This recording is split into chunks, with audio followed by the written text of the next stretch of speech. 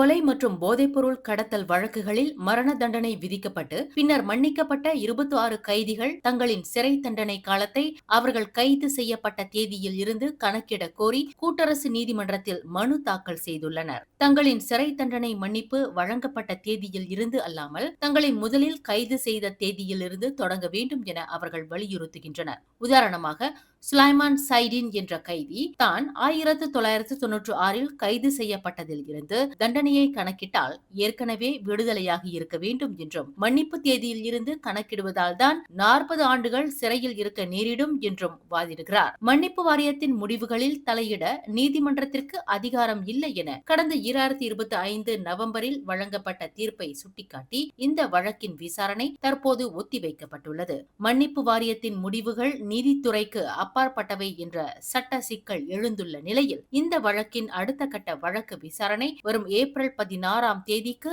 நிர்ணயிக்கப்பட்டுள்ளது. மேலும் செய்திகளை தெரிந்து கொள்ள கீழே இருக்கும் பெல் பட்டனை அழுத்துங்கள். உங்கள் மகிழ்ச்சியை வெளிப்படுத்த லைக் மற்றும் ஷேர் செய்யுங்கள். தொடர்ந்து திசைகளோடு இணைந்திருக்க சப்ஸ்கிரைப் செய்யுங்கள்.